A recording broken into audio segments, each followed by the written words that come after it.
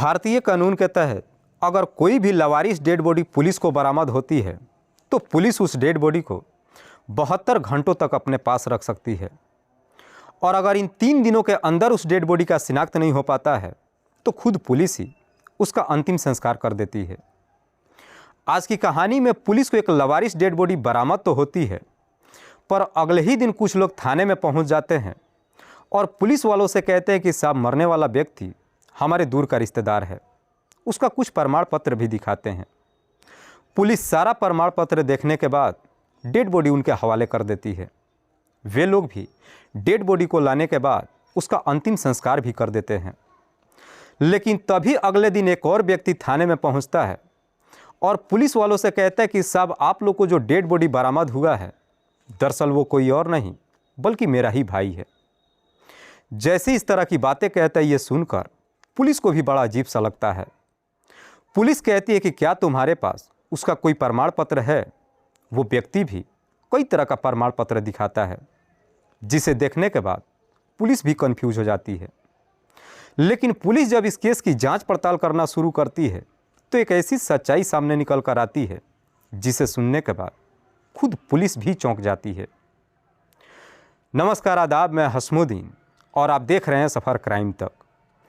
आज की जो सच्ची घटना मैं आपको सुनाने वाला हूँ, ये घटना है उत्तर प्रदेश की। उत्तर प्रदेश का एक शहर पड़ता है इटावा, और इसी इटावा का एक जगह पड़ता है सुंदर रेलवे फाटक। बात कर रहा हूँ मैं 4 फरवरी 2024 की सुबह सुबह। दरअसल इसी सुंदर रेलवे फाटक किनारे एक व्यक्ति का डेड बॉडी पड़ा था। जैसे ही लोग उस डेड बॉडी को देखते हैं, इस बारे में स्थानीय पुलिस को खबर देते हैं। पुलिस को जैसे ही सूचना मिलती है, पुलिस अपने टीम के साथ घटनास्थल में पहुंचती है और उस डेड बॉडी को चेक करती है। मरने वाले व्यक्ति की उम्र लगभग 40 से 42 साल के आसपास थी। दरअसल वो ट्रेन के लपेटे में आ चुका था, जिसकी वजह से उसका चेहरा भी बुरी तरीके से बिगड़ चुका था। वहाँ पे काफ़ी लोग मौजूद थे। पुलिस उन तमाम लोगों से उस डेड बॉडी का शिनाख्त कराने की कोशिश करती है, पर कोई भी व्यक्ति उस डेड बॉडी का शिनाख्त नहीं कर पाता है। इसीलिए पुलिस उस डेड बॉडी को अपने कब्जे में लेकर मोर्चरी में भेज देती है और साथ ही साथ इस बात की जानकारी आसपास के इलाकों में दे देती है। जैसे ही एक दिन का समय गुजरता है, अगले ही दिन 4 लोग थाने में पहुंचते हैं और पुलिस वालों से कहते हैं कि साहब, मरने वाला व्यक्ति हमारे दूर का रिश्तेदार है, जिसका नाम है अतुल कुमार। ये लोग अतुल कुमार के आधार कार्ड और वोटर आईडी भी पुलिस को देते हैं। पुलिस वो सारा डॉक्यूमेंट्स चेक करने के बाद डेड बॉडी इन चारों के हवाले कर देती है। जैसे ही एक दिन का और समय गुजरता है, एक और व्यक्ति थाने में पहुंचता है और पुलिस वालों से कहता है कि साहब, मैं औरैया का रहने वाला हूं। दरअसल मुझे खबर मिली है कि 2 दिन पहले आप लोग को एक डेड बॉडी मिला है। उस डेड बॉडी को जब मैंने देखा तब मुझे पता चला कि दरअसल ये मरने वाला कोई और नहीं बल्कि मेरा ही भाई सत्यवीर राजपूत है। जैसे ही व्यक्ति सत्यवीर राजपूत के बारे में कहता है, ये सुनकर पुलिस भी एकदम से हैरान हो जाती है। पुलिस कहती है कि क्या तुम्हारे पास सत्यवीर का कोई प्रमाण पत्र है? वो व्यक्ति भी सत्यवीर राजपूत के नाम से कई तरह का प्रमाण पत्र देता है। व्यक्ति पुलिस वालों से कहता है कि साहब, मेरा भाई मानसिक तौर पे बीमार था, उसका आगरा हॉस्पिटल में इलाज भी चल रहा था। कुछ दिन पहले वो कुछ काम के सिलसिले से इटावा शहर आया था, लेकिन जब हमने उस डेड बॉडी को देखा तब हमें मालूम चला कि सत्यवीर ट्रेन के लपेटे में आ चुका है। जैसे इस तरह की बातें कहता है, पुलिस उसको काफ़ी सारे फटकार लगा देती है, लेकिन वो व्यक्ति भी पुलिस से भिड़ जाता है। पुलिस कहती है कि कल 4 लोग आए थे और उसका नाम अतुल कुमार बताकर डेड बॉडी अपने साथ लेकर के चले गए। लेकिन वो व्यक्ति पुलिस से कहता है कि नहीं साहब, वो मरने वाला व्यक्ति कोई और नहीं बल्कि मेरा ही भाई सत्यवीर है।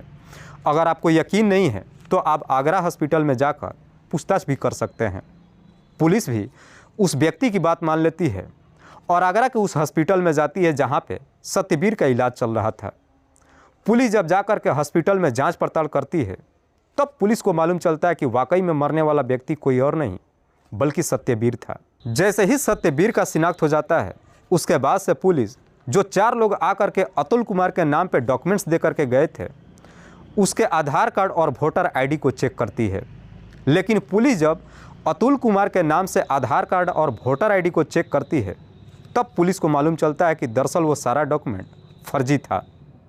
जैसे ही फर्जी होने का सबूत मिल जाता है, पुलिस अब सोच में पड़ जाती है कि आखिरकार वो चारों लोग कौन थे जो अतुल कुमार का डेड बॉडी बताकर अपने साथ लेकर के चले गए।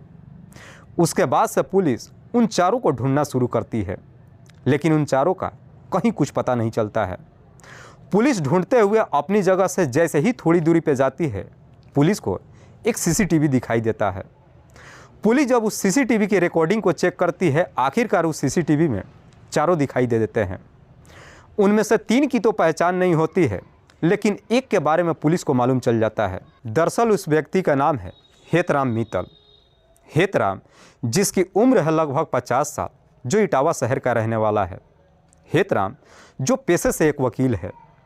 पुलिस को जैसे ही हेतराम की सारी डिटेल्स मिल जाती है, पुलिस अपने टीम के साथ हेतराम के घर पे जाती है और उसे अपने कस्टडी में लेकर थाने में पहुंच जाती है।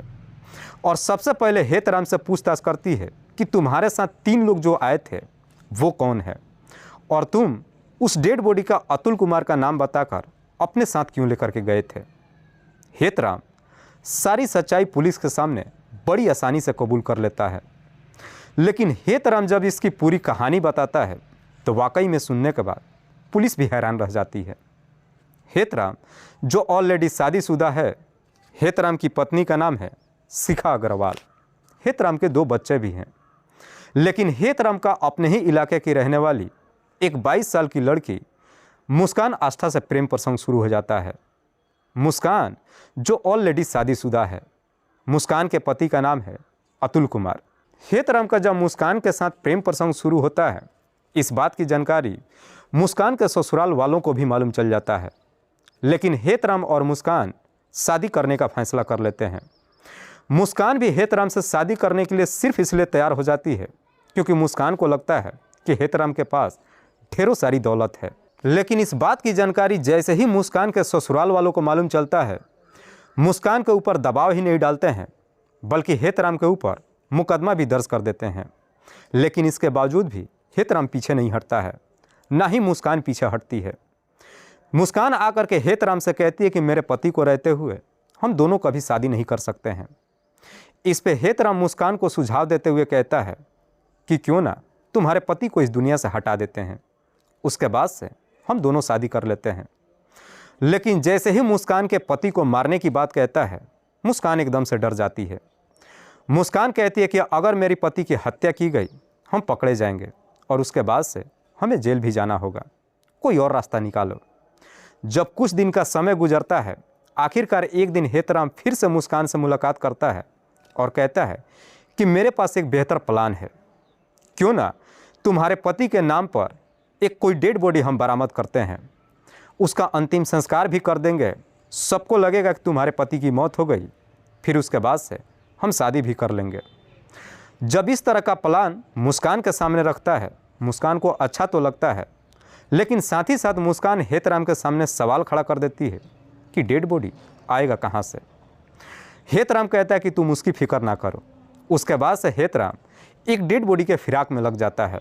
साथ ही साथ इस बारे में अपने 3 दोस्तों से बताता है, जिसमें से एक का नाम है फारूक, दूसरे का नाम है तस्लीम और तीसरे का नाम है फुरकान, जो हेतराम के इलाके के ही रहने वाले हैं।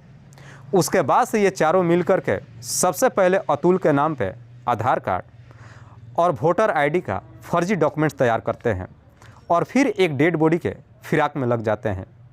जैसे ही धीरे धीरे समय गुजरना शुरू होता है, अचानक 5 फरवरी को हेतराम को मालूम चलता है कि सुंदर रेलवे फाटक पे पुलिस को एक लवारिस डेड बॉडी बरामद हुआ है।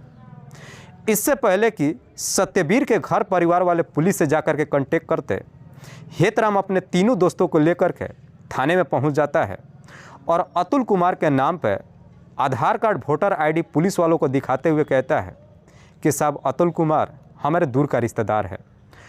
उस डेड बॉडी से जो कपड़े, जूते और घड़ी जो मिला था, उन्हें देख करके शिनाख्त करते हुए कहता है कि साहब ये डेड बॉडी किसी और का नहीं बल्कि अतुल का ही है। जैसे ही सारा डॉक्यूमेंट्स दिखाता है, पुलिस भी उस डॉक्यूमेंट को सीरियस तरीके से नहीं लेती है और आखिरकार उस डेड बॉडी को हेतराम और उसके दोस्तों के हवाले कर देती है। इधर हेतराम जब उस डेड बॉडी को लेकर के आता है अपने दोस्तों के साथ मिलकर उसका अंतिम संस्कार भी कर देता है। लेकिन इससे पहले कि हेतराम अपने प्लान के तहत आगे का काम करता, पुलिस हेतराम तक पहुंच जाती है। इस बात की जानकारी जब हेतराम की पत्नी शिखा को मालूम चलता है तो शिखा भी पुलिस वालों से आकर के कहती है कि साहब, मेरे पति ने एक नहीं बल्कि इससे पहले 3 और शादियां कर चुका है।